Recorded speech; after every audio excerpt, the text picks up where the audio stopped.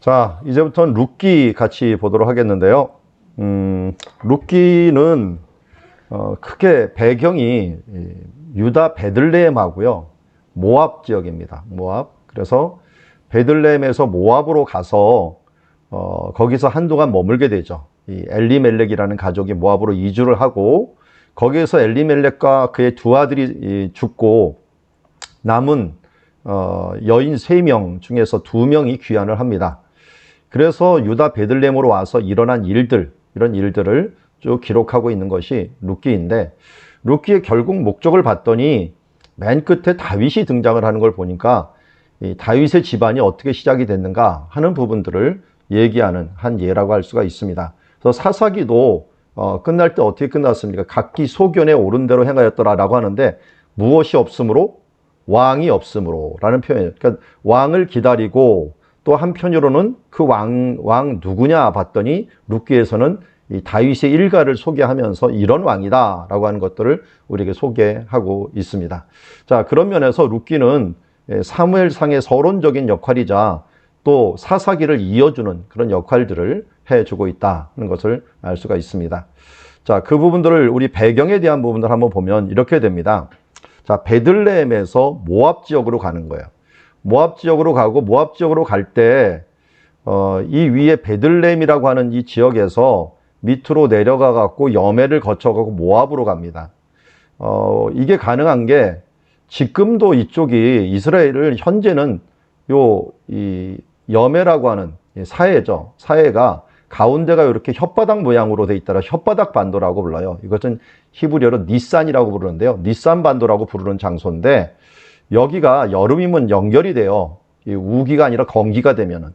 지금은 뭐 바닷물이 너무 낮아져 갖고 뭐 항상 연결이 돼 있지만 예전에는 건기가 될 때 연결이 됐어요. 그래서 모압하고 유다하고 전쟁이 일어나면은 무조건 건기에 일어났다 보시면 됩니다. 왜냐면 건기가 아니면 여기를 못 건너요. 빠지게 되죠. 그래서 건기에 건너게 되는 것을 보게 되고 여기서 이제 이 베들레헴에서 이쪽으로 갈 수밖에 없었던 것은 이 유다가 모압보다 더 낮습니다. 낮은데 한동안 서쪽에서 오는 구름들이 여기를 부딪히는 게 아니라 모압에만 부딪혀 버린 거예요. 여기는 위를 지나가 버린 겁니다. 그러니까 여기는 흉년인데 이쪽은 조금 더 고도가 한 100m 높기 때문에 여기서 부딪히면서 여기는 풍년이 들었는데 이쪽은 흉년이 들다 보니까 사람들이 일시적으로 이쪽으로 이주를 한 거죠. 이주를 했다가 이쪽이 다시 회복됐다는 말을 듣고서 가려고 하는데 남자들은 다 죽고 여인들만 남고 우리가 잘 아는 뭐 이삭 줍는 여인처럼 여기에서는 이삭 줍는 그 과정 중에서 일어난 일들을 우리 배경으로 하고 있습니다.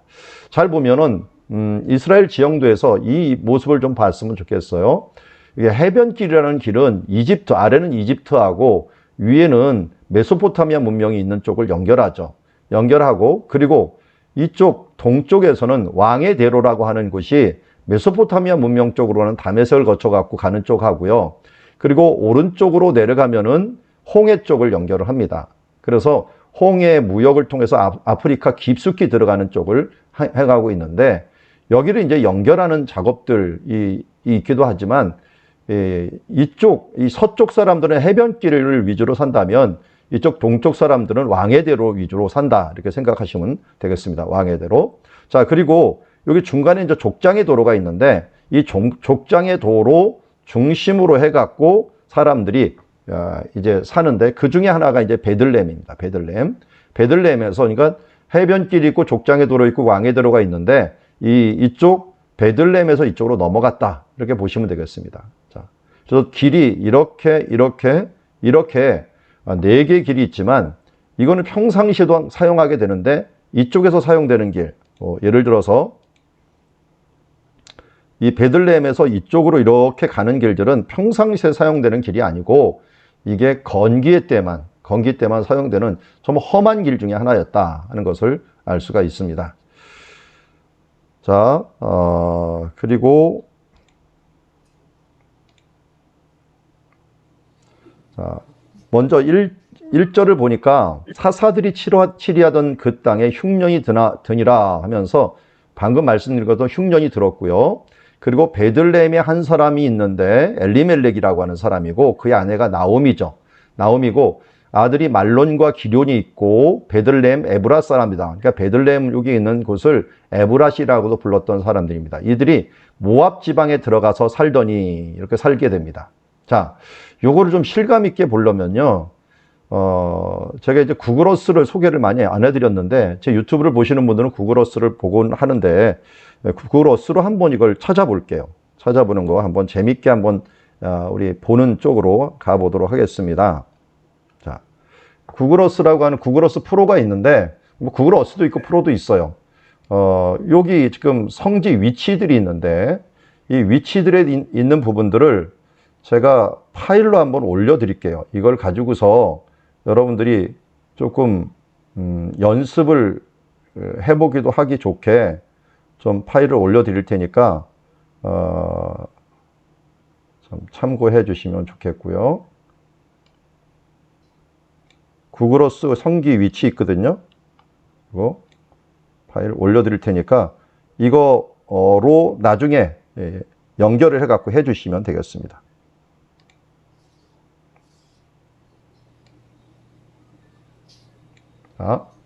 자, 참고로 해주시고 여기에 보면은 그 성경 지역 이름이 있고요. 지역 이름이 왼쪽에 있는데요. 지역 이름.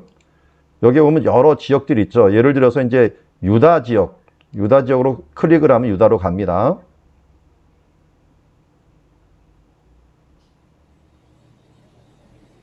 여기가 유다 지역이고요. 요 밑에 모압을 누르면 또 모압 지역으로 이렇게 이동을 해요.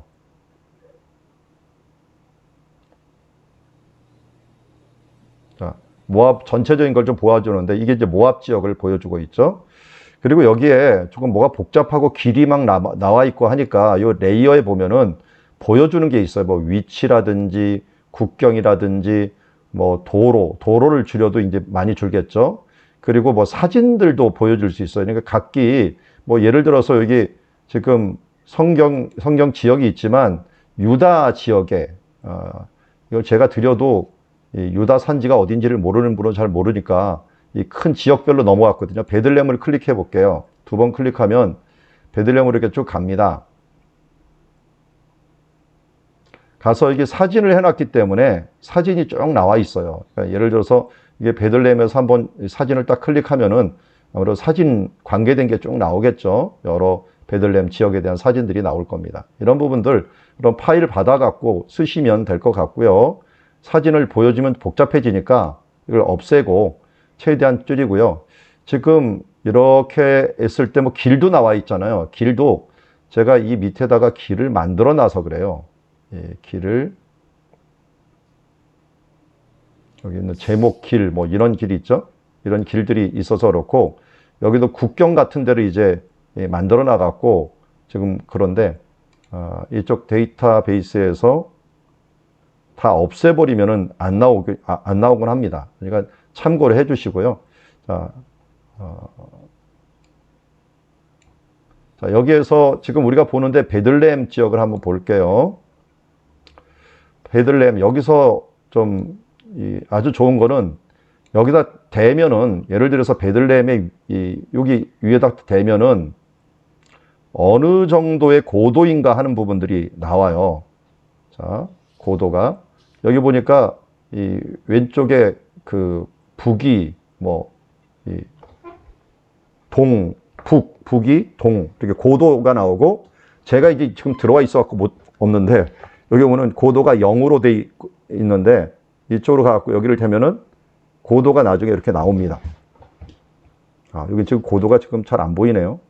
여러분들이 한번 해보면은 고도 차이를 보여줘 갖고 몇 메타인가 하는 고도도 나오는데 지금 뭐가 잘못됐는지 조금 안 나오고 있네요. 그리고 이쪽으로 가면은 이렇게 바다에서도 바다 고도 차이가 나옵니다. 현재 지금 뭐가 브레이크가 걸린 것 같아요. 그러니까 나중에 여러분들이 한번 해보시고 그리고 제일 좋은 거 기능 중에 하나는 이쪽에서 지금 뭘 해보려고 하냐면은 거리를 재보려고 그래요.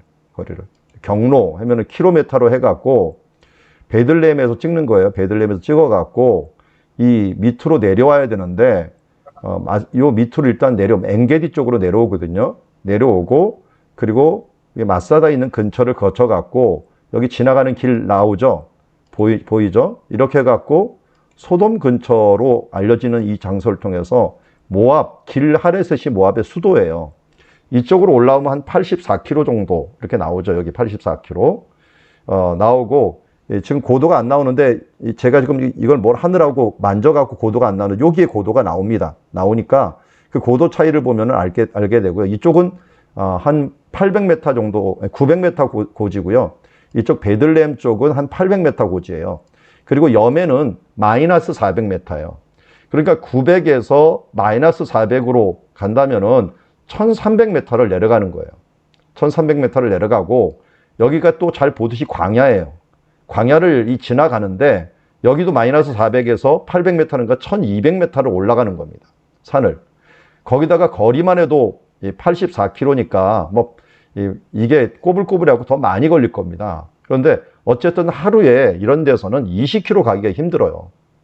그러니까 이 최소한 하더라도 2, 4, 8, 4일 이상이 지나지만 여기 건너는 것, 이쪽으로 산으로 올라가는 것, 이런 거 치자면 여기 가까이 보면은 이제 고도 차이를 좀 볼 수가 있는 부분들을 보는데, 지형을 이렇게 딱 보면은 제가 지형을 안 눌러서 그렇군요.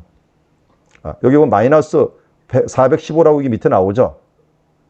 마이너스 415. 그리고 이쪽 베들레헴 쪽을 한번 보면은 여기 되면은 700, 720, 785, 800 요 정도가 나와요. 여기가 이 정도 고도 차이가 되면은 요 밑에 요거 보이시죠? 요 화살표. 요거 보이면 400, 제 왼쪽 지금 나오니까 요 부분이 나오고요. 그리고 이쪽으로 보면은 길하레셋 쪽 위쪽으로 올라가면은 여기가 이제 800, 900, 1000까지도 올라가네, 이쪽이. 1000까지도. 그만큼 이제 높은 지역입니다. 그래서 여기서부터 일로 내려오는 거죠. 이걸 좀 보려면은 또 여기를 꺾어갖고 입체로 오려면 좀 쭉 누르면은 3D 형식으로 볼 수가 있습니다. 이렇게 해갖고 이렇게 볼 수가 있고, 이걸 갖다가 받아갖고 돌리시면 올라가는 위치도 계곡이 어떻게 되는가 하는 부분들도 이렇게 보이게 됩니다. 현재 길도 볼 수가 있죠. 도로를 이렇게 누르면은 현재 도로는 여기 지금 나와 있는 이 부분 보이죠? 노란 길. 이거를 따라서 이렇게 나 있구나. 현재 도로나 고대 도로나 별 차이가 없어요. 왜냐하면 뭐 지형은 거의 비슷하니까요. 이렇게 가는 것들도 함께 볼 수가 있으니까요. 우리 그 시간 날 때마다 한번 이걸 돌려보면서 이 지역 일을 다 드렸으니까요. 한번 보시기 바랍니다. 저기 어떤 교회에서는 이거 공짜로 가져갈 수 없다 그래서 100만 원 주겠다 그래갖고 100만 원을 헌금을 해갖고 제가 이 자료를 준 적이 있습니다. 여러분은 100만 원짜리 지금 받았다고 생각을 해 주십시오. 그리고 여러분 한번 사용하시면서 성경 지명과 또 뭐 요새 코로나로 못 가는데 사진으로 이렇게 다 볼 수가 있고요. 사진뿐만 아니라 참 재밌는 건 여기 3D가 있어요. 3D가 있어 갖고요. 이 베들레헴 같은 데 가보면 3D로 찍은 데가 좀 있을 겁니다. 3D로 찍은 것들.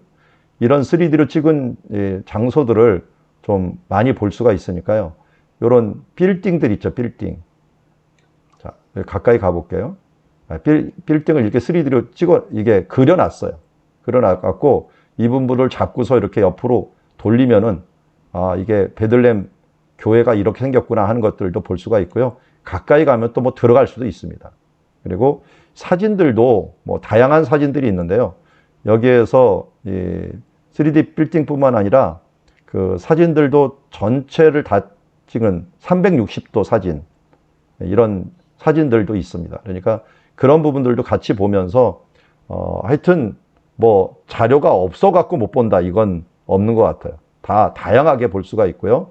지형을 하면은 이제 그 전체적으로 3D로 볼 수가 있고요. 그렇지 않으면 평면으로 볼 수도 있다라는 것들을 알 수 있고, 요거는 구글 어스 프로라 해갖고 여러분들이 그냥 그 일반적으로 해갖고 무료로 다운받는 겁니다. 무료로 다운받는 거고, 또 구글 어스라고 하는 게 크롬이라고 하는 곳에 있습니다. 그런 부분들도 같이 이것을 불러와 갖고 쓸 수는 있습니다. 있으니까 다양하게 한번 써 보시고 지형을 보기를 바랍니다. 지금 뭐 하다가 이걸 했는지를 아시겠죠?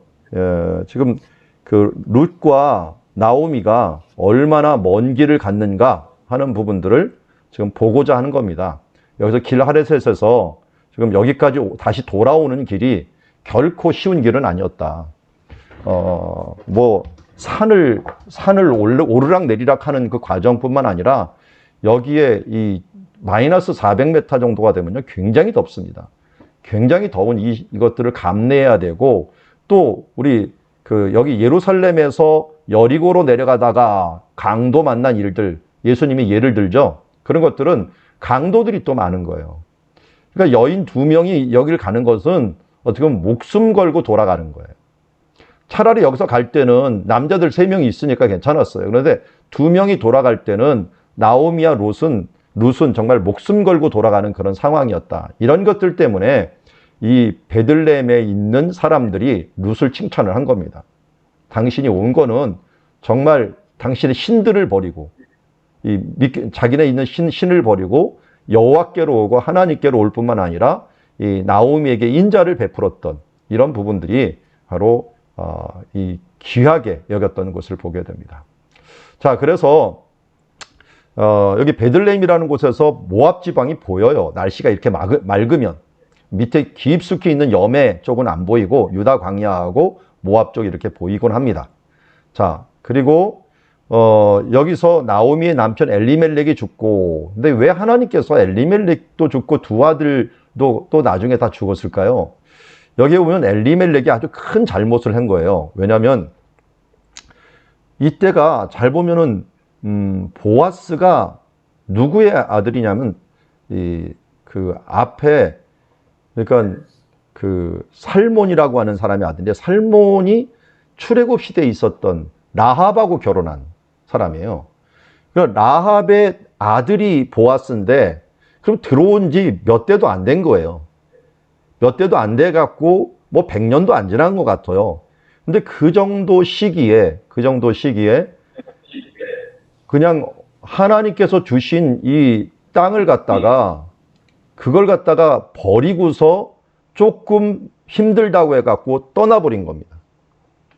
떠나버린 이 부분들이 하나님 앞에서는 하나님이 주신 선물을 버리고 그냥 잠시 좋은 곳으로 떠나간, 세속으로 떠나간 것과 마찬가지라고 할 수가 있죠. 그런 면에서 하나님의 땅을 버렸다, 하나님의 선물을 버렸다라는 의미에서는 굉장히 이 중한 죄를 진 거라고 할 수가 있죠. 그래서 한마디로 이렇게 우리에게 주신 하나님의 구원, 하나님이 주신 천국, 이걸 버리고 세상으로 나간 사람하고 똑같다고 취급을 할 수가 있죠. 왜냐하면 이 지역은 모압 지역은 모압 신들을 섬기는 지역이기 때문에 그렇죠.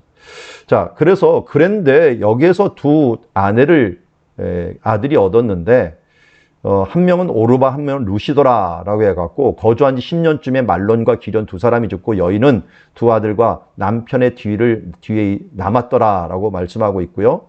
그리고 나서 여자들만 남으니까요, 이 시대, 지금도 중동은 똑같아요. 중동은 여자들만 남으면 무조건 주인 없는 사람들이다라고 여겨요.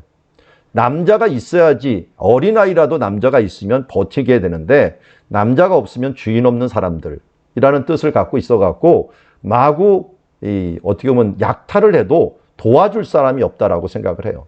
그렇기 때문에 남자들이 있는 곳에 가서 옆에 있어야만이 안심하고 있을 수가 있는데, 여기에 이 룻과 나오미가 이때 이제 여기에 머물 수 없으니까 간 거죠. 룻은 이 시어머니가 가라고 했죠. 그런데도 불구하고 여기 16절에 보니까 뭐라고 합니까? 어머니께서 가시는 곳에 나도 가고 어머니께서 머무는 곳에 나도 머물겠나이다. 어머니의 백성이 나의 백성이 되고 어머니의 하나님이 나의 하나님이 되시리라. 자, 이건 우리가 놓치지 말아야 될 부분 중에 하나는 여기 보면 신이 있어, 신. 자기 민족마다 신이 있잖아요. 이 고대는 일신교라 그랬죠. 자기 민족에 자기 신이 있는. 그래서 여기에 결혼한 것들은 그 지역에 있으니까 신을 버렸는지 몰랐어요. 그런데 여기 보니까 어머니의 하나님이 나의 하나님이 된다는 것은 효도를 넘어갔고 종교를 바꾼다는 거예요, 완전히. 그런 면에서 완전한 선택을 한다는 거죠. 그래서 어머니가 죽으시는 곳에 나도 죽어 거기 묻힐 것이라 하면서 하면서 뒤에도 나오죠. 여호와께서 내가 어머니를 떠나면 여호와께서 내게 벌을 더하시고 더 내리시기를 원하나이다 라고 이야기하는 것을 보게 됩니다. 이런 면에서 이 룻의 어떤 결단, 그리고 지형적으로 지리적으로 봤을 때 그의 굳은 결심, 이것이 어느 정도였는가 하는 것들을 우리가 알 수가 있습니다. 자, 이제 드디어 도착을 했어요. 도착을 했는데 그가 이제 먹을 것이 없는데 딱 왔을 때가 또 언제였어요? 이삭을 줍는 기간이었죠. 이삭을 줍는 기간. 그러니까 아주 초여름, 초봄 이 정도의 넘어온 것 같아요. 겨울에, 완전 겨울에는 못 넘어오고 이 늦봄에서 초여름, 이때가 이제 밭에서 곡물을 거둘 때니까 이 시기는 언제냐? 초실절부터 오순절 기간까지죠. 초실절부터 오순절 기간이기 때문에 6월절에서 오순절 사이에 왔다라고 하는 것을 알 수 있습니다. 이는 오순절이 모든 곡식을 다 베는, 끝나는 날이거든요. 끝나는 날이니까. 그리고 첫 곡식들은 6월절 이후 안식 후 첫날 초실절에 하기 때문에 요 기간에 왔다라고 할 수가 있고, 이것도 기간도 전체적으로 우리가 보면은 굉장히 중요한 시간이죠. 예수님으로 보자면은 예수님이 초실절에 부활하시고, 그리고 오순절에 성령님이 오셨기 때문에 또 의미가 있는 날이다 할 수가 있습니다. 자, 여기에서 일단 도착을 했는데 먹을 것이 없으니까 이삭을 줍겠다고 해갖고 가게 됩니다. 그래서 이삭을 줍는데 어디에 갔는가라고 봤더니 밭을 따라가는데 엘리멜렉의 친족 보아스에 속한 땅에 갔다라고 했는데, 이게 이제 보아스에 속한 땅이다라고 했는데, 이런 밀과 보리가 자라는 장소인데요. 여기에서 너희 밭의 곡물을 벨 때 반 모퉁이까지 다 베지 말라라고 하는 레위기 23장의 말씀처럼 이게 가난한 자와 객을 위하여 벌어두라는데, 이곳에서 이제 곡식을 거두는 일들을 했던 것을 보게 됩니다. 올해 제가 맥추감사절 지났죠. 얼마 전에 우리 성령 강림절이 지났죠. 성령 강림절이 정확히 이제 오순절이니까 맥추감사절이라고 할 수가 있죠. 이때가 성경적으로는. 그래서 저희 교회도 이제 작년에 아예 이때를 좀 기념하기 위해서 화분에다가 밀과 보리를 갖다가 심었어요. 밀과 큰 통에다가 심고, 그걸 갖다가 이제 오순절에는 강단 앞에다가 밀과 보리를 갖다 놓고서 이제 예배를 드렸고, 지금 오늘 방금 들어오기 전에 봤더니 이제 보리는 다 익어버렸고 밀이 지금 막 익고 있더라고요. 좀 늦게 뿌려갖고. 근데 이스라엘은 우리보다 조금 남반부에 있기 때문에 더 빨리 이거 곡식이 다 익겠죠. 이렇게 익는 이 시간에 이 가난한 자들을 위해서 하나님께서 이런 부분들을 만들어 주셨기 때문에 이런 식으로 거두고 있었던 거죠. 거두고 있다가 멀리 누구를 본 거예요? 보아스가 이 여인을 보고 누군가라고 했고, 이미 그 소식, 친족이기 때문에 잘 알고 있었겠죠. 그래서 그에게 호의를 베풀어 준 것을 보게 됩니다. 그러자 시어머니가 뭐라 그랬어요? 나오미에게 내가 그에게 가갖고 당신이 기업 물을 자가 된다는 것을 요청해라 라고 해갖고, 그가 나중에 몰래 들어가고 발치에 누웠다가 이렇게 말하죠. 당신의 여종 루시온이 당신의 옷자락을 펴 당신의 여정을 덮으소서, 당신이 기업 물을 자가 됨이니이다 라고 말합니다. 이 기업 물을 자를 제가 강의를 많이 했기 때문에 히브리어로 알려드렸어요. 고엘이라고 그랬죠. 고엘이라는 말은 두 가지 의미로 번역이 된다 그랬죠. 고엘은 기업 물을 자, 하나는 피의 보복자. 그래서 아주 큰 예가 창세기에 나왔다 그랬죠. 창세기에 아브라함이 롯을 구하기 위해서, 여긴 룻이지만 자기 조카 롯을 구하기 위해서 저기 단까지 쫓아가고 거기에서 그 적군을 쳐부수고, 그돌라오멜 군대를 쳐부시고, 그리고 그를 건져내는 작업, 이것이 바로 고엘이하는 작업인데, 그를 건져내는 작업 중에 두 가지가 동시에 일어나죠. 하나는 구원하는 것, 기업을 물으는 것, 하나는 적에 대해서는 피해 보복을 해주는 것. 이것이 동시에 일어나는 것들이기 때문에 히브리어는 한 단어를 씁니다. 고엘이라는 한 단어를 쓰지만 이 상황에 따라서 보복한다는 표현도 되고요. 상황에 따라서 기업을 물은다라고 하는 표현들을 씁니다. 그래서 자기 편에 대해서는 기업을 물은다. 그리고 남의 편에 대해서는 이 기업 물은 자를 손해보게 했거나 위협을 줬던 사람들에게는 피해 보복을 하는 것들. 이게 이제 하나님의 공의라고 하는 그런 유목민의 법에서 가장 중요한 법이라고 했는데 바로 이스라엘에도 이러한 법들을 하나님께서 법제화 시켜놨는데 이 부분들을 기업 물은 자가 된다라고 요청을 했고 그것을 통해 갖고 이제 자기가 기업 물음 친척이 맞지만 자기보다 더 가까운 너희 집에 더 가까운 친척이 한 명 있다. 그가 거절하면은 이제 내게로 온다라고 해갖고 이제 그가 룻기 4장에 보면 보아스가 성문에 올라가서라고 했는데요. 여기 지금 성문 위치 단이라고 하는 곳에서 성문이 고스란히 발견이 되었어요. 근데 성문 들어가는 입구에 이 성문 앞에 광장이 있는데 이 광장에서는 주로 사람들이 모이고요. 성문을 들어가서 이 앞에 지금 나무로 세워져 있는 곳 있죠. 이 부분이 여기 올라가고 사람이 앉는 자리예요. 그리고 장로들이 이 옆으로 쭉 앉습니다. 자, 아예 제가 표시를 해야겠네요. 여기에 재판장이 앉고요. 재판장이 앉고 이렇게 기역자로 의자가 있어요. 돌 의자. 여기에 사람들이 앉아갖고 장로들이 앉아갖고 여기에서 재판을 받는 자리예요. 그러니까 창세기에서도 리브가를 이 가족들이 보내면서 대적의 문을 취할지어다 라는 이야기를 해요. 대적의 문을 취할지어다. 대적의 문이라고 하는 것은 이 문이라고 하는 것은 재판정이 있었던 자리예요. 그러니까 한마디로 모든 권세, 모든 결정 이 부분들이 그 성문에서 이루어지기 때문에 성문을 차지했다라고 하는 것들은 그 성을 모두 차지했다라는 의도를 갖고 있어요. 그러니까 예전 우리는 무슨 궁전을 차지했다 하는 것들이 거기를 얻었다라고 보는데 성경은 그렇게 얘기 안 하고 문을 차지했다라고 하는 것이 그 성을 차지했다라고 하는 표현을 가지고 있습니다. 그래서 그만큼 성문이 튼튼했고 여기가 이제 대부분 3중으로 돼 있어요. 하나, 둘, 셋. 솔로몬만 4중으로 돼 있고요. 4중으로 돼 있고 대부분 3중으로 돼 있기 때문에 그만큼 강력하게 막을 수 있는 그런 장소로 돼 있었다라고 하는 것들을 알 수가 있습니다. 그래서 여기에 성문으로 올라갔다는 건 여기에 올라가서 앉았다라는 거예요. 앉아갖고 사람들이 이제 기업 물을 자가 와갖고 여기서 이제 이 결정을 하는 거죠. 결정을 해갖고 성읍 장로 10명을 청하여 갖고 그들을 앉히고서 여기서 결국 이 문제에 대해서 결정을 하고 그리고 자기가 뭐 여기서 나오는 예식 알죠? 나는 거절하겠다 그러면 신발을 벗어서 그 신발을 벗은 자 이런 표현들을 쓰겠는데 아주 수치스러운 가문이다라고 하는 표현인데도 이때는 뭐 그런 것들은 안 했지만 어쨌든 신발을 벗어갖고 보아스에게 주므로 보아스가 그것을 받게 되는 그런 장면을 보게 됩니다. 그래서 이제 이렇게 이 기업을 물어갖고 태어난 아들은 여기는 지금 아들을 태어났는데 이 아들은 사실은 누구의 아들이 됩니까?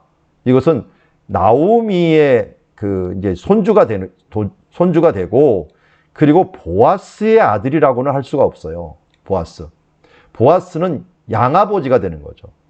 그러니까 이 나오미의 가문의 이 아들이지 이게 보아스의 아들은 안 돼. 기업 물을 자가 된 거니까. 그런데 왜 보아스가 이름에 나왔느냐? 보아스가 양자로 삼았다라는 거예요.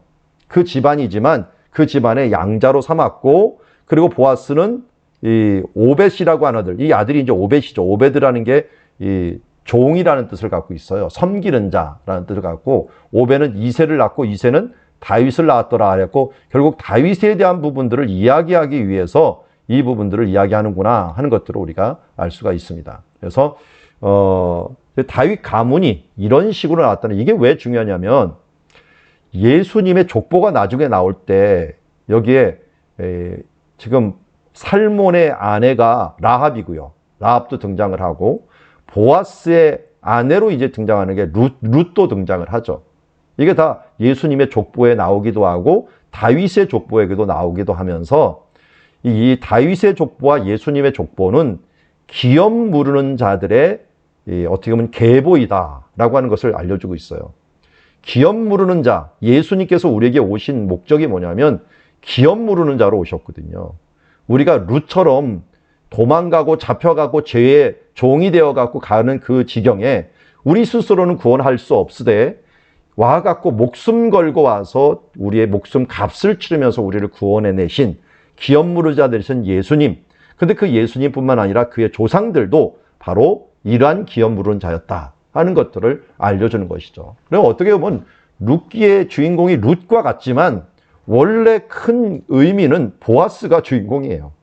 보아스가 기업 무르는 자로서 이 부분들을 감당해 주었다라고. 물론 룻도 이제 선택이라고 하는 부분들에 있어 목숨으로 선택한 대가를 받았지만 큰 흐름에 있어서는 보아스로 이어져 갖고 오벳과 이새와 다윗으로 이어지는 이런 계보들을 우리에게 잘 말씀하고 있는 것을 보게 됩니다. 자, 이렇게 이제 룻기에 대한 부분들을 보았다면 이제 사무엘상으로 들어가는데요. 사무엘상으로 들어가고 여기에서 바로 뭐 사무엘 이야기가 나왔으면 좋겠는데 사무엘 이야기가 나오는 게 참 다윗 이야기가 나오는 게 아니라 여기 보면 사무엘이 먼저 나와요. 사무엘 이야기가 먼저 나오고 그 다음에 이 사울 왕이 나오죠. 그 사울 왕은 또 잠시 나오다가 또 요나단이 나와요. 요나단. 근데 뭐 사울과 요나단은 같은 케이스라고 할 수가 있고요. 16장부터 이제 다윗이 등장을 하죠. 다윗이 등장을 합니다. 그래서 큰 그림에 여기 보면 인물로 봐도 사무엘, 사울왕, 다윗이 사무엘상에 있어갖고 정말 많은 사건들이 펼쳐지고 있는 배경이 오게 됩니다. 그러니까 연대적으로 보면은 이때가 이스라엘 사울왕을 한 1020년경 정도부터로 봐요. 1020년 정도 보니까 1000년도 전에 주전 1000년, 그러니까 지금부터 뭐 3000년 경 전에 일어난 일들이라고 할 수가 있죠. 이 정도 시기에 큰 변화가 있다면 이 람세스 3세라는 때 해양 민족이었던 블레셋이 철기 문명을 가지고 이스라엘 있는 가나안 땅 해안에 정착을 하면서 확장 정책을 계속 벌이고 있을 때였다. 이것은 우리 사사기에서도 이미 얘기했고 이때는 삼손이 한번 이 크게 막 올라가는 것을 한번 꺾어줬는데 이 꺾은 것을 갖다가 이 다윗이 완전히 이제 제압한 것은 다윗이 되죠. 근데 다윗이 처음부터 제압한 게 아니라 사무엘과 사울 왕 때 지속적으로 이 블레셋과 부딪히는 일들이 일어나는데 그 장소가 먼저 이 라마, 아벡, 미스바, 기브아 뭐 이런 데가 나오는데요. 특별히 사무엘의 고향은 라마이고 그리고 사울 왕의 고향은 기브아이고 그리고 다윗의 고향은 베들레헴입니다. 베들레헴에서 일어난 일들을 좀 보고 있으니까요. 큰 그림을 이렇게 보고 한번 계속적으로 넘어가 보도록 하겠습니다. 자, 이미지로 보자면은 이렇게 됩니다. 사무엘의 이야기들이 쭉 펼쳐지고요. 그 다음에 사울의 이야기, 나중에는 다윗의 이야기가 길게 있는데 이제 사무엘은 고향이 아까 라마라 그랬잖아. 라마. 그리고 사울의 고향은 기브아. 다윗의 고향은 베들레헴이고 자, 앞부분에 보면 이제 사무엘 이야기가 라마를 중심으로 해갖고 이루어지고 있고요. 사울의 이야기는 이제 기브아를 중심으로 이곳저곳에 이루어지고 있습니다. 이제 다윗의 이야기가 굉장히 길어요. 그래서 아마 이 다윗 이야기는 제가 보기에는 뭐 한 3번째 강의 정도에나 이 부분들을 다 끝날 것 같아요. 왜냐하면 다윗이 다윗되게 한 일들은 된 이유는 이 피난 생활이에요. 많은 분들이 지리적인 걸 공부 안 하다 보면은 이 다윗의 피난 생활이 얼마나 중요한지를 몰라요. 장소들 한번 보세요. 장소들이 이렇게 많아요. 제가 여러분들이 아마 그릴 게 16개를 그릴 텐데요. 이 16개도 더 돼요. 거의 뭐 자세히 하자면 20개 넘게 되는 장소들이 나오는데 그 장소들에서 하나하나 사건이 다윗을 성장하게 만들어요. 그래서 그 성장기를 보는 것들이 굉장히 중요한 그런 포인트다 하는 걸 알 수 있고요. 그런데 우리는 크게 이제 2가지 산을 넘어야 돼요. 이 마지막 사사인 사무엘. 사사기가 끝나는 거죠. 이게 사실은. 그 다음에 이제 왕국이 시작하는 사울 왕국. 그리고 이제 다윗 왕국이 되는데요. 다윗 다음은 이제 솔로몬이 열왕기에 나오는데 우리 뭐 파노라마라고 하는 거, 이 디모데 성경에서 배운 거 보면은 왕들 얘기할 때 이랬죠. 사울은 무심, 다윗은 전심, 솔로몬은 반심 이렇게 표현을 합니다. 하나님 앞에서 이 사울은 정말 무심한 사람이었고 다윗은 전심으로 섬기는 사람이었고 솔로몬은 앞부분은 잘 섬겼는데 뒤에서 못 챙겨는 반심을 가진 사람이었다 이렇게 표현을 하고 있습니다. 자, 먼저 이제 사무엘상으로 들어가는데요. 사무엘상에 먼저 사무엘 이야기가 나오겠죠. 그래서 사무엘의 고향이 어디냐? 라마라고 그랬죠. 라마. 근데 여기 보면 라마라고 얘기 안 하고 라마, 다임, 소빔이라고 하는 표현. 이게 다 하나의 라마타임이라고 하는데 이 라마를 다른 이름으로 라마타임이라고 불렀어요. 이 라마라고 하는 것이 언덕이라는 뜻이에요. 여기 언덕이 있는데요. 언덕이 하나만 있는 게 아니라 이렇게 쌍 언덕이 있었던 것 같아요. 쌍 언덕을 갖다가 라마다임이라고 불러요. 라마다임. 그리고 이 쪼핌이라고 부르는데 우리나라는 소빔이라는데 여기서 쳐다보면은 정말 잘 보이는 것. 그러니까 우린 영어로는 파노라마를 볼 수 있는 장소다. 그래서 이게 풀네임으로는 라마다임 쪼핌이고요. 간단한 이름으로 그냥 라마라고 그냥 불리는 거예요. 라마라고 불리는 곳 여기에 있고 여기에 이 에브라임 사람 엘가나가 있었다 그러는데 이것도 기억을 해야 돼요. 에브라임 지파 사람이 아닙니다. 왜냐하면 에브라임 산지와 유다 산지가 있는데 사무엘상까지는요. 여기 있는 예루살렘까지 다 포함해 갖고 에브라임 산지라고 불렀어요. 여기 있는 베델 요 앞에 요 네모난 요 지역들 해갖고 이 여리고부터 시작해갖고 요 밑에까지 베토론까지 다 해갖고 이 지역이 베냐민 지파 땅이었는데 베냐민 지파 땅도 에브라임이 거의 영향력을 미치고 있어서 에브라임 산지라고 불렀어요. 그러니까 여기 사는 사람들도 에브라임 산지 사람, 그래서 에브라임 사람이라고 불렀고 역대상에 보면은 엘가나의 족보가 어느 족보냐? 레위 족보예요. 레위 사람이에요. 그래서 사무엘도 레위 사람이고 나중에 사무엘의 아들들도 레위 지파로서 찬양을 담당하는 사람이 됩니다. 이것처럼 에브라임 사람이라고 해갖고 에브라임 지파 사람이 아니라 에브라임 산지 사람이다 라고 하는 부분들을 그럼 알고 넘어갔으면 좋겠습니다. 그래서 엘가나라고 하는 사람이 있었다라고 하는 것. 그래서 여기 보니까 라마에 있었고 이 바로 옆이 사울의 고향인 기브아 그리고 예루살렘 멀리가 베들레헴 옆에가 미스바 베델 쪽으로 이어지는 그런 지역을 한 능선에서 지금 볼 수가 있다 하는 것을 알 수 있습니다. 자, 여기에서 사무엘이 이제 나중에는 라마에서 부모님이 있었지만 태어난 다음에 젖먹이가 끝나고 나서 젖이 뗀 다음에는 실로에 가서 살았다 하는 것을 알 수가 있고요.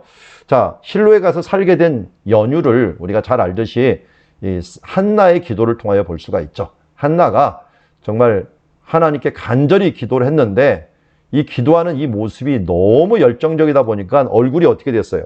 벌겋게 됐죠. 벌겋게 되니까 사람들이 뭐라고 생각하냐면 술 좀 그만 먹고서 기도해라 라고 하니까 내가 술을 먹은 게 아니라 내가 이렇게 억울해서 그렇습니다 하면서 지금 실로에 가면은 요 장소 여기에 뭐라고 써 있느냐 하면 이제 글씨를 이제 여러분들 작아서 안 보이니까 알려드리면 여기에 한나의 기도 장소라고 해요. 한나가 기도했던 장소 알려진 장소를 제가 한나의 기도하는 장소로 이 지파별 깃발을 다 꼽아놨어요. 왜냐하면 실로라는 곳에서 나중에 여호수아 때 지파를 땅을 여기서 분배했기 때문에 지파별 이 길을 다 벗어놓고 여기서 한나가 기도했던 장소를 기념해갖고 지금도 이제 여인들이 기도할 때 너무 억울하고 힘들고 또 아이 못 낳고 이런 사람들이 와서는 하나님 앞에 이렇게 그냥 말은 입을 떼면 안 돼요. 말을 그냥 정말 속으로 하는데 너무 격정적으로 얼굴이 뻘개질 정도로 기도하는 것. 이게 이제 한나형 기도라고 말해주고 있습니다. 그런데 이걸 모르고서 엘리제스 장이 영적으로 너무 얕고 영적으로 정말 깨어있지 못하다 보니까 여인의 컨디션을 못 본 거죠. 그래서 이 상황에서 그를 뭐라고 했다가 사실을 이야기하니까 민망한 거예요. 그러니까 민망해서 한 말이 뭡니까? 여호와께서 내게 복을 주시기를 원하노라 했는데 이 민망해서 던진 말을 한나는 뭘로 받았어요? 여기 민망해서 던진 말을 이 정말 그 축복의 말로 받아갖고 당신께 은혜 있기를 원하나이다 라고 하면서 이것을 말씀으로 받은 거예요. 우리 그 농담으로 그런 말이 있죠. 아니 농담을 다큐로 받지 마라.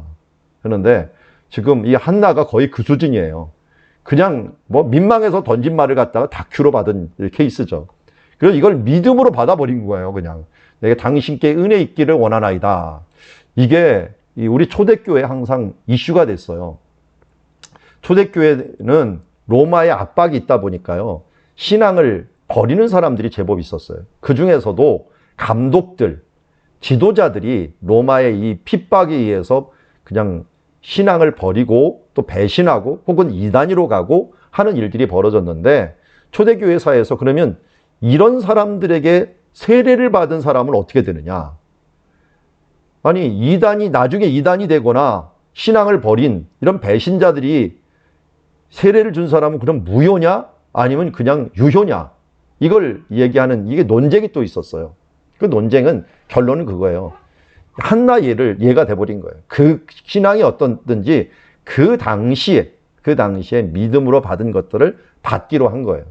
그래서 2단이 됐던 뭐 3단이 됐던 또 어떻게 보면 기독교 신앙을 버리는 배신자가 됐던 그들이 정상적인 이 어떤 과정을 통해서 목회자가 된 다음에 세례를 준 것들 이런 부분들은 유효하다라고 결정을 했죠. 여기처럼 한나도 그렇게 이제 이 은혜를 그대로 받은 거예요. 제사장이니까 대제사장이니까 하나님 내가 이 은혜를 입기 원하나이다 하면서 얼마 정도로 받았느냐? 먹고 얼굴에 다시는 근심빛이 없었더라라고 했는데요. 먹고 근심빛이 없었다라고 하는 이 표현은 어떤 면에서 믿음의 표현이에요. 믿음은 바라는 것들의 실상이라고 했잖아요.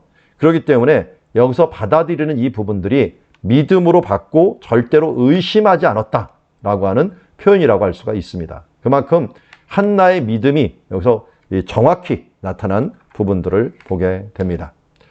자, 이렇게 한나의 이 믿음이 나타났고 그 다음 집에 가서 이제 어떤 일이 벌어졌는가 봤더니 진짜로 하나님께서 아이를 낳게 해주셔갖고 믿음대로 됐죠. 믿음대로 아이를 낳았는데 이 아이를 이 남편이 이제 명절마다 올라가는데 실로로 올라가자 그랬더니 내가 어떻게 해요? 젖이 떼거든이라고 하는 표현을 씁니다. 이 젖이 뗀다라고 하는 부분들은 지금 여기 여기가 이제 나비 사무엘이라고 부르는 장소예요. 원래 기브온 산당으로 알려져 있는데 고대에는 사무엘이 묻혔다라고 얘기해 갖고 선지자 사무엘의 무덤이 있는 장소다. 그래 갖고 지금도 여기 가면은 이 사무엘 무덤이 있는데 그 무덤 앞에서 이 사람들이 이 예식을 하고 있다고 제가 갔더니 지금 무슨 예식을 하면 이 아이가 지금 만 3세 된 애예요. 만 3세 된 애를 머리를 안 잘라요. 3세가 되기까지. 머리를 나신이로 키웁니다. 나신이로 키우고 그 다음에 이때 머리 자르는 의식을 하면서 젖을 떼는 예식을 하게 됩니다. 뭐 이삭이 젖댈 때도 큰 잔치를 했는데 근데 여기가 아버지고 여기가 할아버지예요. 할아버지인데 이 두 사람이 지금 뭘 하나 짚고 있죠. 짚고 있는데 이게 이제 그 머리카락이에요. 머리카락을 이번에 이제 예식을 하면서 뗀 거죠. 자른 거예요. 자르면서 하고 이 아이 지금 손에 뭐 잡고 있어요. 애가 울 것 같으니까 여기에 사탕을 지어준 거예요. 사탕. 그래서 이 이스라엘은 명절이나 뭐 이런 거 할 때 사탕을 막 던져줘요. 던져주는 그런 예식들이 있어요. 단 것들을 던져주는 것들이 있는데 이 젖대거동 올라간다라는데 제가 마침 이곳 사무엘의 무덤이라고 하는 곳을 갔을 때 젖대는 예식을 여기서 하는 것들을 유대인이 하는 것을 보게 되었습니다. 자, 이렇게 젖이 떼자마자 가는데 만 3세가 돼서 가니까요. 어떻게 될까요? 그리고 우리나라 나이면 5세예요. 5세니까 말도 할 수 있고 또 대소변도 가릴 수 있는 그런 나이가 되는 거죠. 그래서 이 5세에 데려다 놓고 서원을 했었잖아요. 서원을 이 아이를 드리겠나이다 서원을 했기 때문에 서원을 했고 라마 여기서는 지금 뭐라고 했어요? 라마라고 해갖고 라마다임 조빔을 갖다가 이제 이번에는 압축어로 라마 자기 집으로 가고 그 아이는 제사장 엘리 앞에서 여호와를 섬겼다. 그리고 어디서 섬겼냐라고 하는 걸 봤더니 여호와의 등불인데요. 등불이 있는 곳에서 섬겼다라고 합니다. 그러니까 등불은 어디 있었습니까? 성막 안에 있었죠. 성막. 요 성막 안에 있었는데 이 성막 안에서 지금 등불을 지키는 자가 돼 갖고 여기서 등불이 꺼지지 않게 이것을 보호하는 일들을 하고 있었던 것을 보게 됩니다. 그때 여기서 여호와의 전 안에서 누워 잤더니 근데 성경에 보면은 여호와의 전이라고 하는 표현이 쓰기도 하고요. 어떤 성막이라고 집이라는 표현도 쓰기도 하는데요. 이 실로에서는 거반 성전 비슷하게 된 것 같아요. 그러니까 아래는 성전이고 위에는 여전히 아마 천막으로 돼 있는 거의 집 가까이 되고 성전은 되지 않았는데 집에 가까운 그런 구조를 가지고 있었고 아마 이쪽에 있는 금이라든지 이런 부분들은 다 없어졌을 가능성이 높아요. 이동식이 안 됐으니까요. 안 되고 그런 곳에서 사무엘이 기도를 했는데요. 우리가 잘 알듯이 이 그림 어디서 많이 봤죠? 나이 있으신 분들은 이 그림 어디서 봤어요, 주로? 버스 운전기사나 택시 운전기사가 맨날 요거 하고 다녔죠. 뭐 하고 다녔어요? 오늘도 무사히.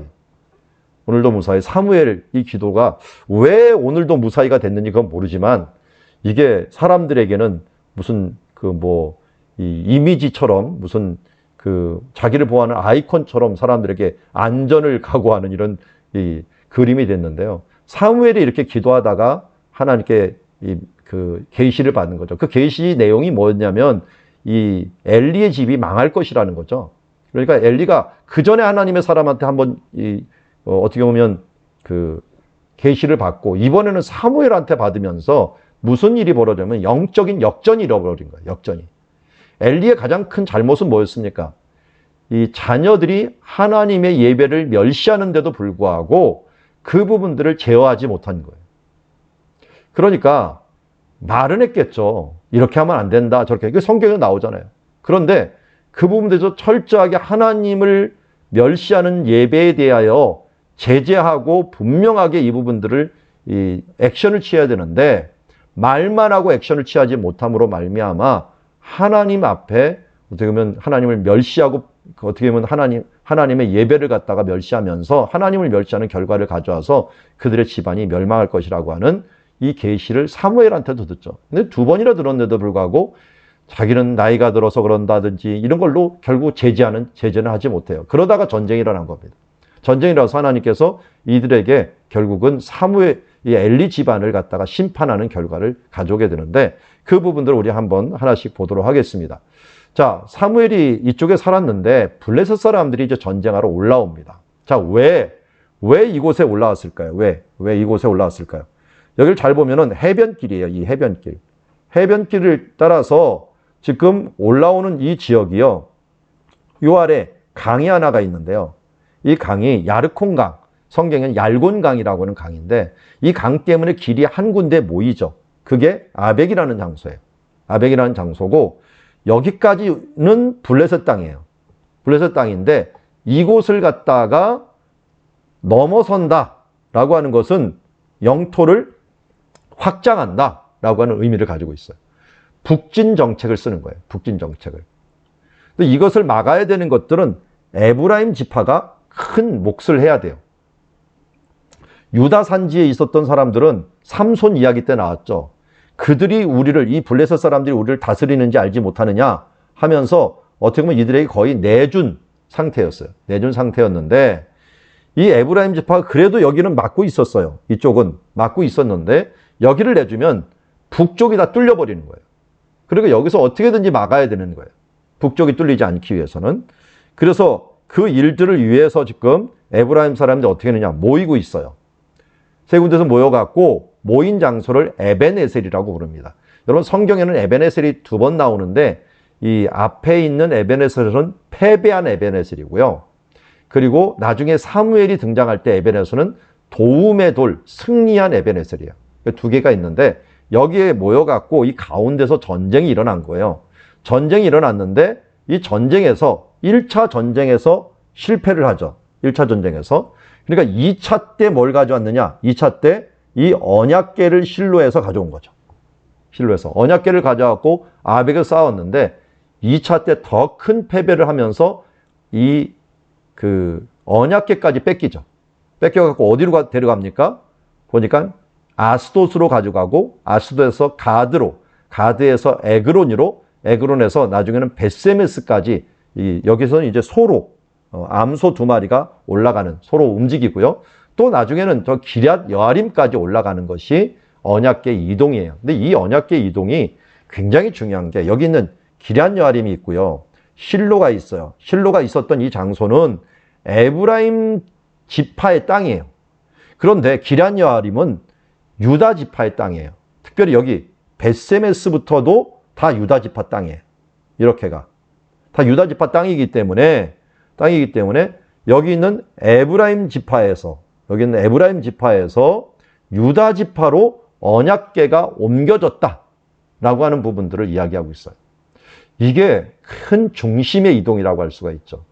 우리 구약 성경을 볼 때는 항상 큰 그림에 이게 내재되어 있다는 걸 잊지 마세요.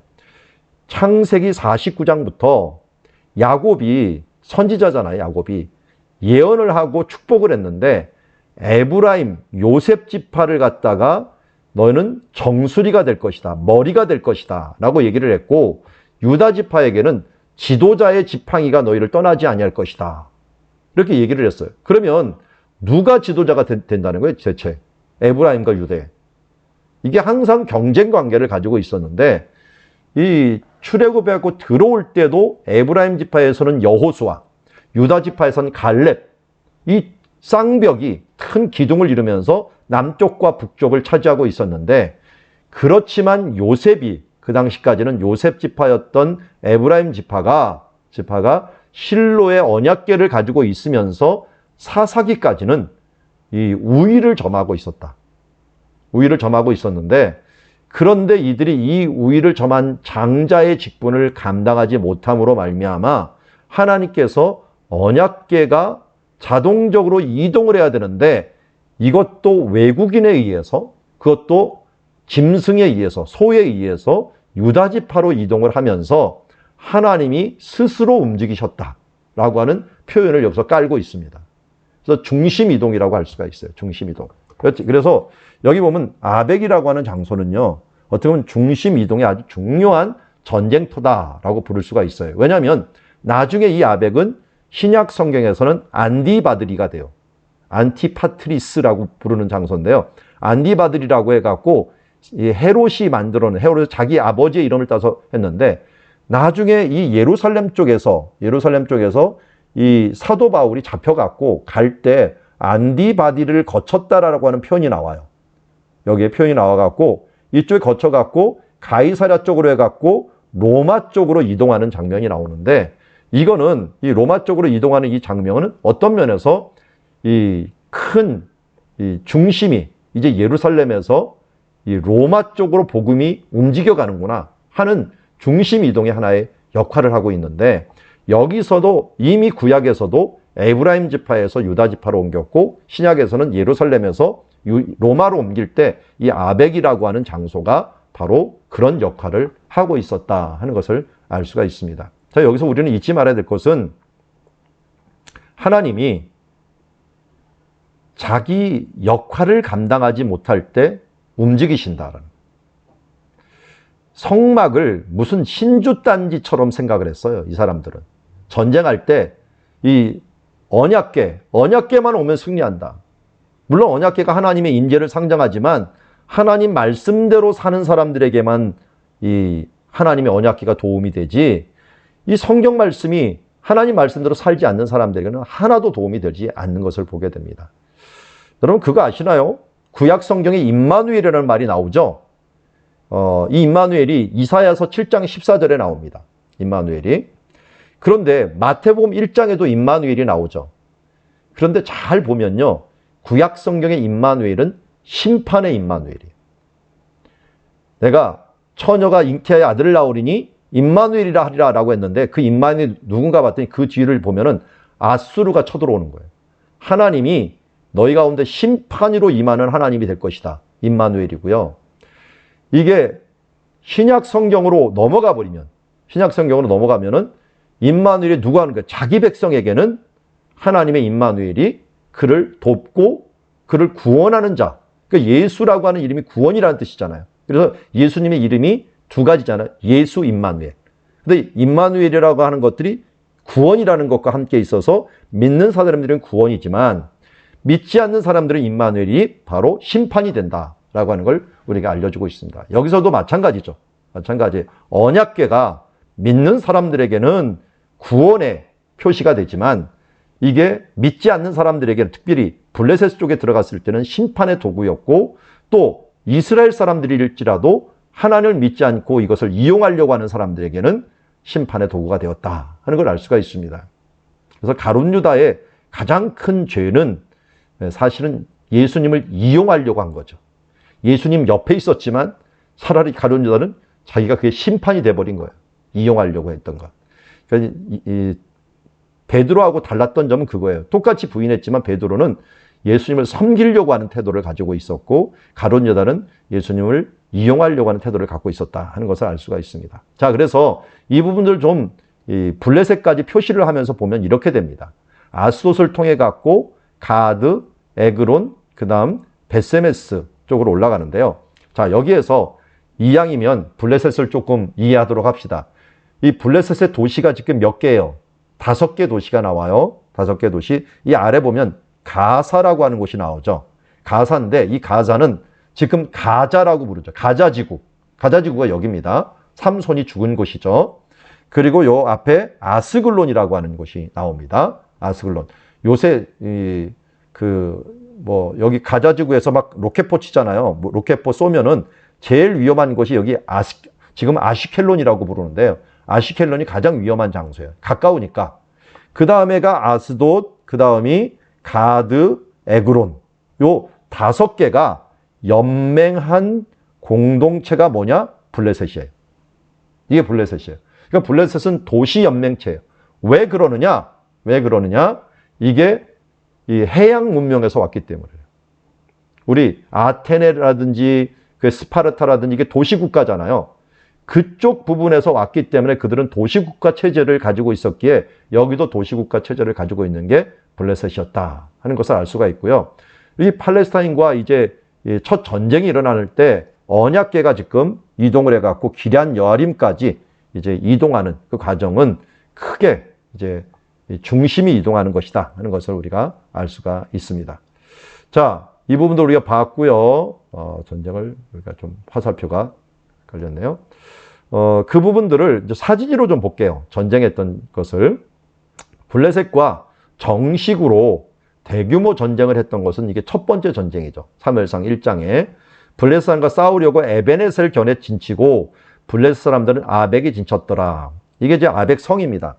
아벡성인데 아벡성의 요 앞부분 요 부분에서 가나안 시대, 그러니까 이스라엘 백성들이 들어오기도 전에 있었던 그 시대의 쐐기 문자라든지 이런 문서들이 발견됐는데, 이거 나중에 알고 보니까 여기가 이집트 관청이었어요. 이집트 사람들이 여기를 차지하고 센터로 차지하고 있었는데, 이제 블레셋 사람들이 들어오고 이스라엘 사람 들어오면서 이것을 내주게 됐지만 그대로부터 여기 중요한 장소로 써 있었다 하는 걸 알 수가 있고, 요 앞에가 카르도라고 하는 길이 있는데요. 여기가 이제 해변길이 지나갔던 길들이 이렇게 위치하고 있습니다. 해변길들이. 지금도 해변길이 나와 있는데, 이 길은 지금 이 전쟁이 있고 나중에는 다윗도 이쪽으로 한번 와요. 다윗도 오고, 또 이 길로 온 사람 중에 하나가 베드로도 가이사랴로, 요바에서 가이사랴로 갈 때 이곳으로 가고, 당연히 사도 바울도 이 길을 가죠. 사도 바울 가는 길. 이런 길이 사용되었던 아주 중요한 해변길이라고 할 수가 있는데요. 여기가 왜 이렇게 중요하냐? 이 물 때문에 그래, 물. 이 물이 여기서 샘이 터져 나오는데 이 물이 이 밑으로 쭉 흘러가면서 강을 이루는 거예요. 강을 이루니까 사람들이 이쪽을 못 건너가요.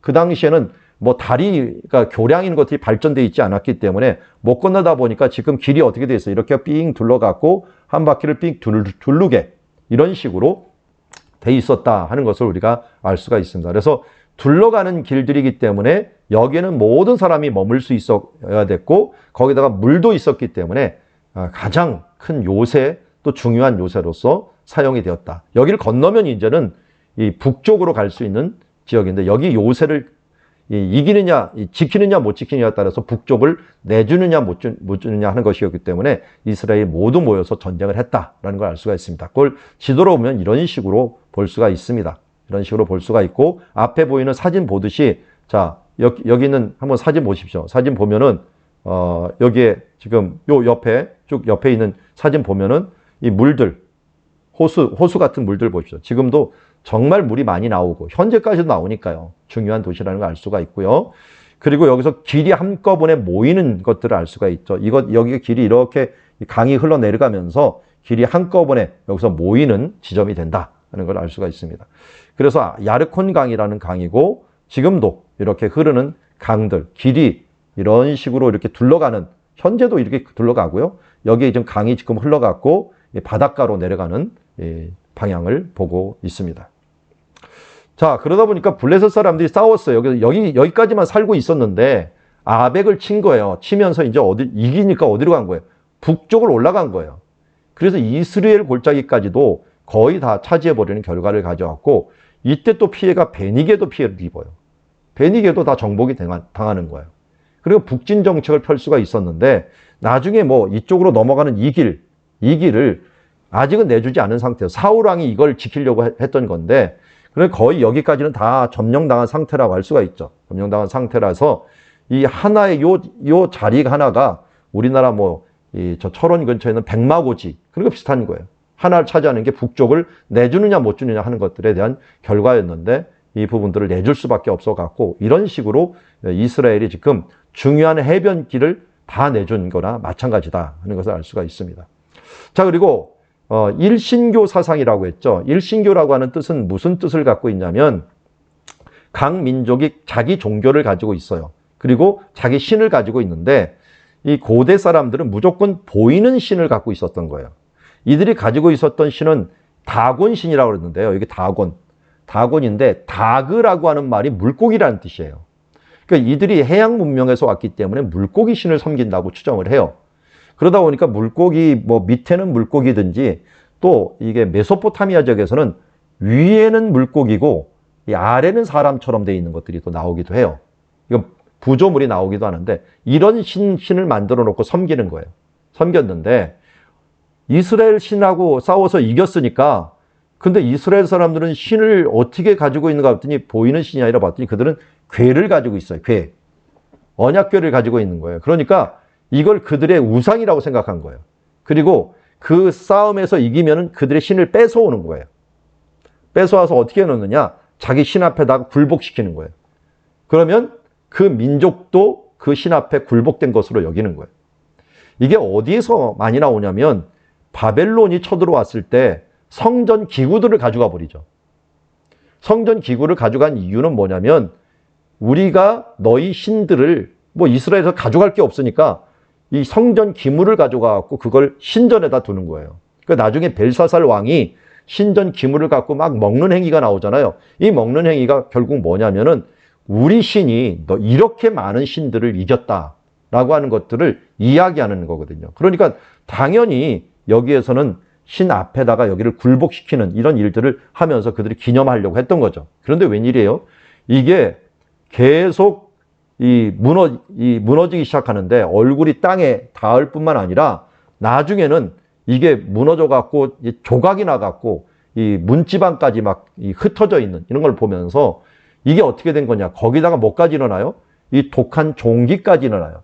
종기까지 재앙이 일어나니까 이거는 하나님께서 주시는 거 아니냐 해갖고 우리 지역에 망하게 되니까 안 되겠다 그래서 아스돗을 떠나게 됩니다. 아스돗을 떠나갖고 이동을 시키는데, 먼저 가드로 가죠. 가드가 이제 큰 성이었기 때문에 가드를 갔는데, 가드에서 똑같은 일이 벌어지는 거예요. 똑같은 일이 벌어지니까 안 되겠다, 에그론으로 보내야겠다 했는데, 에그론에서 반대를 했죠. 반대를 해갖고 이 밭에다가 일단 뒀어요. 근데 에그론은요, 열왕기하 1장 2절에 보니까 무슨 뜻이 있냐면요, 바알세붑이라고 하는 신이 있어요. 에그론의 신. 이 에그론의 신은 보니까 병을 낫게 하는 신이에요. 병을 낫게 하는 신이니까 에그론에 보내면은 병을 안 날 것이다. 그런데 이게 두려워갖고 여기 못 들어오게 딱 막아버린 거예요. 그리고 이게 진짜 하나님이 행하신 것인가 아닌가를 실험하기 위해서 그 암소를 동원해갖고 그거를 보게 되죠. 그래서 암소를 두면은 새끼는 집에다 두고, 그리고 여기는 베세메스 이쪽은 이스라엘 땅이고, 이게 집으로 가는지 아니면 유다 땅으로 가는지 그것을 보자고 한 거죠. 그러니까 원래 본능에 의하면 새끼한테로 가야 되잖아요. 새끼한테로 가는데 새끼한테로 안 가고 지금 이스라엘 땅 베세메스로 가는 것을 보고, 그것도 그냥 간 게 아니라 울면서 갔죠. 울면서. 왜 울면서 갔죠? 여기 지금 베세메스 지금 해 지고 있는 장소인데요. 여기 베세메스 앞에 여기 그 큰 이제 돌이 있는 그곳까지 갔어요. 울면서 가는 것들은 수의사가 성지순례 왔는데 그 얘기 하더라고요. 이게 새끼한테 젖을 안 주면 젖몽우리가 서갖고 엄청나게 아프답니다. 1차는 그거였고, 그런데 우리 원앙소리라고 하는 영화 보면은 소가 마지막 죽을 때 울죠. 눈물을 뚝뚝 흘려요. 도살장에 가도 운답니다. 소가. 그러니까 자기 죽을 거를 안 돼요. 그래서 이 운다는 것은 여기 가서 소가 뭐 했나요? 자기 몸을 산제사로 들어버렸어요. 들이면서 어떻게 보면 자기 죽을 것을 알고 간 거죠. 그러니까 이 소는 어떤 면에서 이 벳세메스 소는 참으로 사명을 다한 것이라고 할 수가 있죠. 말씀을 전달하고 자기 몸을 제물로 드린 것이나 마찬가지죠. 이런 면에서 참으로 우리가 본받아야 될 짐승이다라고 할 수가 있는데 자기 사명을 위해서 자기 목숨을 내버린, 그래서 로마서 12장 말씀처럼 너희 몸을 하나님이 기뻐하시는 산 제사로 드리라 그랬는데 그 모본이 되는 것 같아요, 짐승. 그래서 우리가 소만도 못한 사람이 돼서는 안 되는데 어쨌든 벳세메스 소는 이 본성을 저버리고 자기 새끼에게를 가지 않고 울면서 어떻게 보면 가고 또 자기 몸을 제물로 드리는 그런 것을 갔는데 그가 움직여 갖고 결국 머물렀던 곳이 어디냐? 이 큰 돌에 머물렀다라 해서 큰 돌. 여기에 그런 벳세메스 사람이 있는데요. 큰 돌은 거든요. 그 돌이라는 뜻이에요. 그 큰 돌. 큰 돌. 여기 소라가 있었다 그랬죠. 소라. 소라가 이쪽 동네인데 소라가 있고 여기 벳세메스가 있고 이 중간에 바위가 있는데 이 큰 돌 바위에 머무른 이유가 왜 소가 여기 와서 머물렀을까? 우리 이미 사사기에서 보았어요. 사사기에서 여기 소라 앞에 밭 앞에서 있었던 일이 하나가 있었죠. 마노아가 예물을 가져와 갖고 여기에서 천사에게 대접하니까 천사가 그 제물을 받고 그 연기를 따라서 하늘로 올라갔죠. 그 천사의 이름을 물어봤을 때 뭐라 했습니까? 기묘자다라고 하는 표현을 썼습니다. 기묘자다. 원더라고 하는, 원더풀이라고 하는 이름을 썼고 어떻게 보면 예수님을 상징하는 표현이었는데요. 하나님께서 응답하시고 거룩하게 했던 장소, 예배의 장소로 계속 사용되었을 거예요. 왜냐하면 여기 벳세메스가 레위인들이 사는 장소였기 때문에요. 아마 이 큰 바위는 다른 밭이 아니라 이 큰 돌은 하나님께서 임하셨던, 삼손 시대에 임하셨던 이 상황을 기념해 갖고 하나님께 예배하는 거룩한 예배의 장소였는데 어떻게 보면 이 암소들은 예배의 장소에 와서 자기 몸을 산제사로 드린 것이다 하는 걸 알 수가 있습니다. 그럼 장소가 중요한 거는 아니에요. 예수님이 분명히 해서 예루살렘에도 말고 여기 그림산에도 말고 예배할 때가 오나니 이때라 하면서 예수님이 계신 곳이 진정으로 예배할 장소라고 했는데 구약이나 신약이나 근데 이 장소를 또 무시하지 않아요. 은혜가 있었던 장소는 반드시 그 다음에 은혜를 임해요. 제가 그래서 이걸 연구하면서 놀란 게 그런 거잖아요. 여기도 지금 이런 얘기지만 우리 그 전에 우리 여호수아가 건넜던 그 요단강에서 예수님께서 거기 와서 세례를 받으시고 또 예수님께서 여호와 이레라고 하는 아브라함이 이삭을 드렸던 장소에 와서 예수님이 죽으시고 하는 부분들이 그게 우연이겠냐고요. 하나님께서 은혜가 있었던 장소에서 또 은혜를 베푸시기 때문에 우리가 교회나 예배의 처소를 일정하게 정해놓고 기도하는 일들, 이런 부분들은 성경적으로 보아도 큰 복 있는 장소다라는 걸 알 수가 있고 우리가 한 장소를 일정하게 정해놓는 거 좋습니다. 저희 아버님이 옛날에 그 말을 하더라고요. 밥은 어디서나 먹어도 잠은 한 자리에서 자라 라고 했는데 여러분 어디서나 우리가 생활을 해도 예배는 정해놓고 한 자리에서 예배를 드리는 것들이 중요하다 하는 것을 보여주고 있습니다. 자, 그런데 이 사람들이, 이 기럇 여아림의 사람들이 원래 레위인이었어요. 레위인이 있는데도 불구하고 이들이 언약궤를 갖다가 들여다보았죠. 들여다보는 바람에 뭐 70명이라고도 성경에는 있고 앞 가로치고 5만이라고 했어요. 5만은 좀 사람이 많은 것 같아요. 뭐 70명 정도가 되는데 가로치고 해놨기 때문에 한 70명 이상이 언약궤를 들여다보려다가 그러니까 하나님의 이 언약궤를 경외하는 마음 없이 그것도 이 블레셋 사람들이 어떻게 보면은 이 마차에다가 왔다고 해갖고 그들이 할 수 없이 하나님께서 묵인해 줬지만 하나님의 사람들은 묵인하면 안 되는데 그걸 들여다보다가 결국 이것 때문에 큰 재앙을 입게 되는 일들이 있게 되죠. 그래서 이들이 두려워갖고 이 기럇 이쪽 벳세메스에서 산 위로 올립니다. 산 위로 올려갖고 기럇 여아림 쪽으로 올려 보냅니다. 근데 왜 기럇 여아림으로 올렸을까요? 여기에. 여기 아비나답에 놓고 엘르아살이 있었는데요. 이 기럇 여아림이 사실 누군지 어느 지파 땅인지 아십니까? 벳세메스도 사실은 유다 지파 땅이고 기럇 여아림도 유다 지파 땅이에요. 그렇지만 기럇 여아림은 기브온 족속들이 사는 곳이에요. 기브온 족속들이 4개의 땅에서 살았는데 기브온이라는 곳하고 기럇 여아림, 그비라, 브에롯 이런 것을 4개의 장소에서 살았는데 이 기럇 여아림도 어떻게 보면은 기브온 족속이에요. 왜 기브온 족속에도 갖다 놨는가? 그러니까 어떻게 보면 이 블레셋 사람들도 이걸 주시하고 있었을 거예요. 어디로 가나? 여기 온 거는 할 수 없지만 기럇 여아림은 어떻게 보면 그 유엔 지역하고 비슷한 거예요. 비무장지대 비슷한 거. 이스라엘 땅이기는 하지만 기브온 족속이 있는 그런 곳에다가 놓고 약간 어떻게 보면 중간지대에다 놓고 그냥 머물게 만들어 버린 것을 보게 됩니다. 그러니까 여기 몇 년 있었는가? 성경에는 20년이라고 나왔는데요. 다윗이 옮길 때까지 보면은 20년은 충분히 넘어요.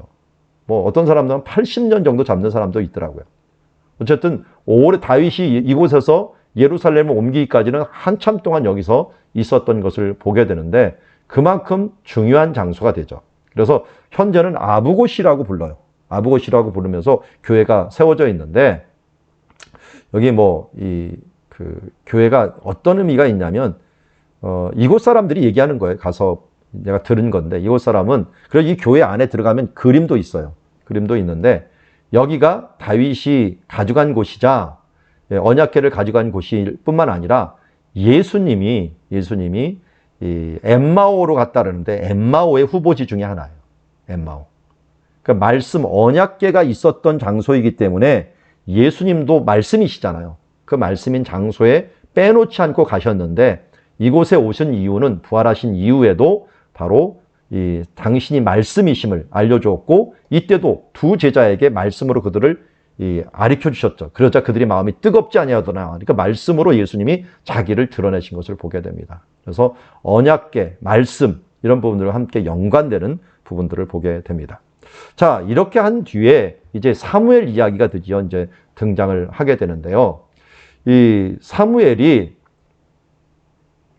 미스바에 모여갖고 성회를 열게 됩니다. 성회. 원래 그의 고향은 어디 있어요? 라마죠. 예, 라마 바로 옆이죠. 그러니까 이 라마에서 지금 키로수로 따지면 한 4km, 1시간 정도면 갈 수 있는 곳이 미스바예요. 미스바인데 여기에 성회를 열 때 누가 쳐들어왔습니까? 블레셋 사람들이 쳐들어왔어요. 근데 왜 블레셋 사람들이 쳐들어왔을까요? 성회를 열었는데. 이게 굉장히 중요해요.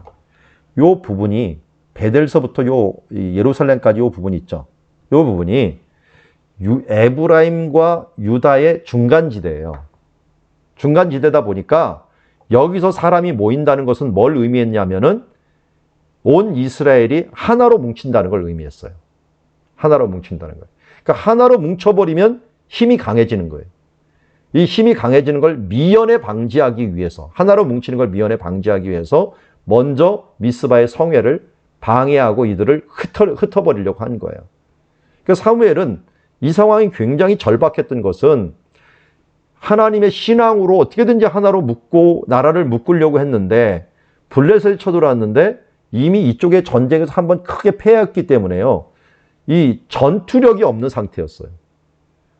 사람들은 모이긴 모였는데 전투력이 거의 없는 상태에서 전쟁한다는 건 너무 위험했어요. 그런데도 이 전쟁을 이겼죠. 이겼어요. 그 이긴 이유는 나중에 보도록 하겠고요. 그 이긴 여기서 전쟁을 해갖고 위 베토론과 또 아래 베토론을 거쳐갖고 아일론까지 쫓아내는 일들을 통해갖고 이 산지 위에 있는 것을 쫓아냈고 그래서 유다와 에브라임이 1차적으로 이제 영적으로 하나로 뭉치는 일들을 감당하게 할 수 있었던 것을 보게 됩니다. 자, 그리고 사무엘이 여기 있는 세 지역, 베델, 트라이앵글 지역이죠. 트라이앵글 지역. 이 지역을 다니면서 선지자들을 양성한 거예요. 그래서 사무엘이 한 일이 굉장히 많아요. 왕 2명에게 기름 부음 받은 것 준 것뿐만 아니라요.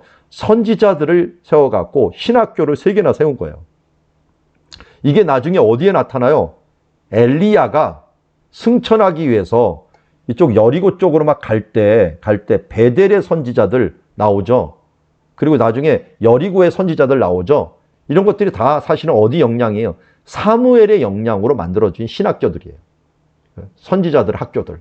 이런 학교들이 만들어지는 걸 보게 돼요. 그래서 사무엘이 정말 죽을 때까지 흠없이 신실하게 이 제사장 역할, 왕 역할, 그리고 선지자 역할을 가장 잘 감당한 하나의 좋은 샘플이다 할 수 있습니다.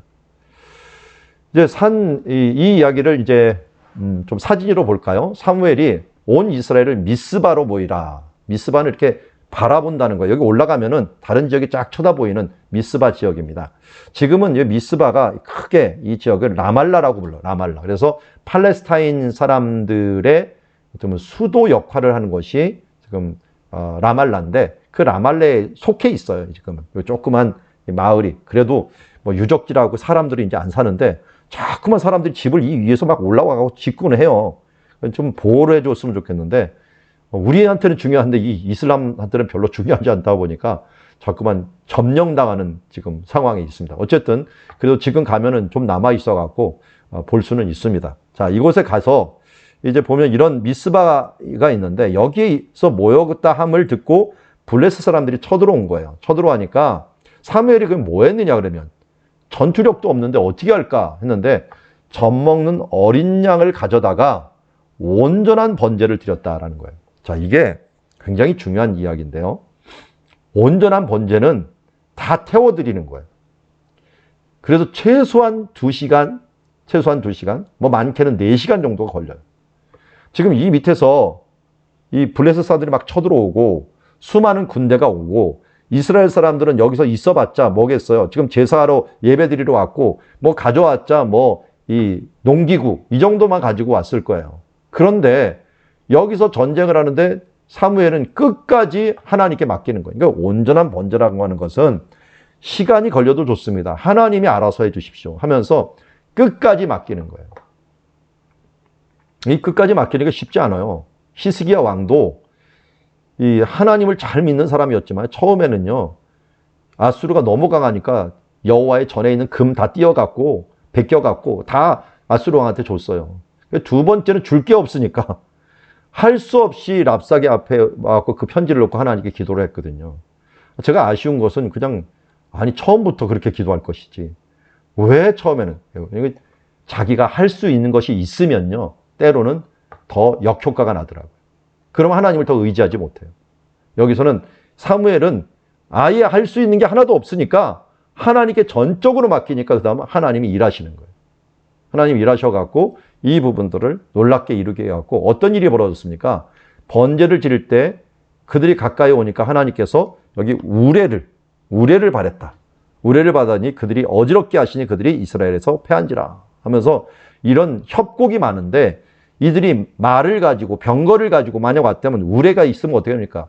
이 아래 그 해변가에 사는 사람들은요. 해변가에 사는 사람들은 이 우레를 별로 들을 길이 없어요.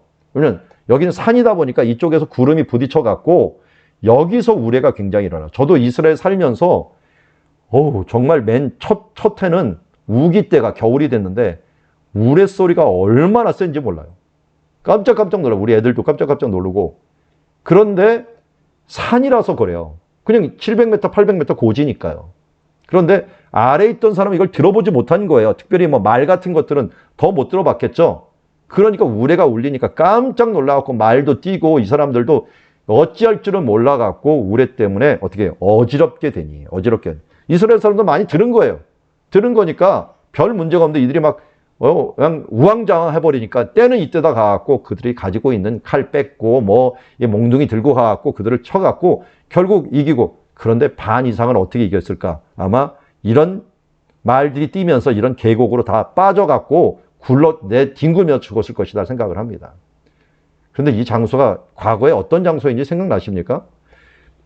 나중에 가나안 연합군이 이쪽으로 도망하고 있을 때 여호수아 때 어떻게 했어요? 하나님께서 우박을 내렸던 장소죠. 우박을 내려갖고 이겼던 장소가 바로 이 장소예요. 그전에는 우박을 내리고 이번에는 뭡니까? 우레를 내려갖고 이들을 하나님께서 이기게 만든 그런 모습을 보게 됩니다. 그래서 제가 철저하게 하나님께 맡겼더니 하나님께 이들을 이기게 만들었고요. 그래서 사무엘이 이때 너무나도 감사해갖고 미스바와 센 사이에 이런 돌을 세웠는데 이때 뭐였어요? 에베네셀이라고 하는 돌을 세웠어요. 과거에 에베네셀 졌잖아요. 졌는데 이번에는 에베네셀이라고 하는 돌을 미리 세워갖고 하나님께 감사합니다. 에벤이라는 말이 뭡니까? 돌이라는 뜻이고 에젤이라는 말인데 에젤이 바로 도움입니다. 도움의 돌. 그전에는 하나님이 도움의 돌이라는 지명에서 싸웠는데도 졌어요. 왜? 하나님의 말씀을 의지하며 살아야 되는데 아무리 좋은 지명, 좋은 언약궤를 가졌다 해도 하나님의 말씀대로 안 살면 그건 아무 필요가 없지만 그러나 하나님의 이름을 의지해 살았더니 에베네셀의 땅이 아닌데도 불구하고 에베네셀의 땅이 돼버린 것을 보게 됩니다. 그래서 결국은 승리를 거두는 장소가 되었고요. 이때 이제 이걸 밀어붙이면서 결국은 사무엘 때 평화를 얻게 됩니다. 자, 여기에서 이제 사무엘 마지막 이야기까지 한번 봐야 될 것 같아요. 사무엘이 이제 나이가 들었어요. 나이가 들으니까 사사기잖아요. 이때까지 사사예요. 그 다음 사사를 누구를 세울까 했더니 그의 아들을 좀 세워볼까 해갖고 장자는 요엘이요. 그 다음은 아비야라라고 했는데요. 이 사람들을 부엘세바에서 한번 사사로 세워본 거예요. 사사라는 뜻이 뭐냐? 재판관이라는 뜻이에요, 원래. 재판관. 그래서 여기가 라마가 고향인데 이 남쪽에 있는 유다는 아니죠. 이게 시므온 땅이죠. 시므온 지파 땅인 부엘세바에서 한번 사사로 한번 해보자. 예비 시험을 한 거예요. 뭐 인턴을 한 거죠. 그런데 이 사람들이 어떻게 해서 여기 있으면서 재판을 하는 중에 뇌물을 먹는 거예요. 뇌물을 먹어가고 재판을 굽게 하다 보니까 사람들이 실망을 했습니다. 아니, 사무엘이 아들이 이 정도인데 이런 사람들 우리 사사가 될 수가 없다. 그래서 대를 이어서 사사는 못하겠다라고 하면서 실격을 시켰고, 그리고 이 사람들이 주변에 보니까 블레셋도 그렇고 뭐 주변에 있는 나라도 그런 보니까 왕이 있어요. 왕이 있다 보니까 왕이 전쟁을 나갈 때 대표해서 나가고 싸우는 것을 보면서 아예 우리에게도 왕을 세워다오 하면서 요구를 했을 때 그 선택된 사람 중에 하나가 누구였어요? 이 사울이죠, 사울. 그 사울의 고향이 어디라고요? 여기 기브아라고 하는 곳에서 사울이 선택이 되는 것을 보게 됩니다. 이거 선택되는 과정부터 시작하는 것들은 이제 다음 시간에 보겠지만 어쨌든 이거 사무엘 이야기까지 볼 때 이렇게 되고요. 제가 지금 바라본 것이 서쪽 기브온 산당에서 쳐다본 건데요. 쳐다볼 때 여기에 라마가 있고 이쪽에 라마가 있고 그 옆에 사울의 고향이었던 기브아가 있고 이쪽으로는 이 예루살렘의 교회 베들레헴이 이쪽에 있습니다. 그러니까 이 세 지명은 꼭 알아야겠죠. 라마는 누구요? 사무엘, 기브아는 사울, 그리고 베들레헴은 다윗. 요 부분들을 봐야 됩니다.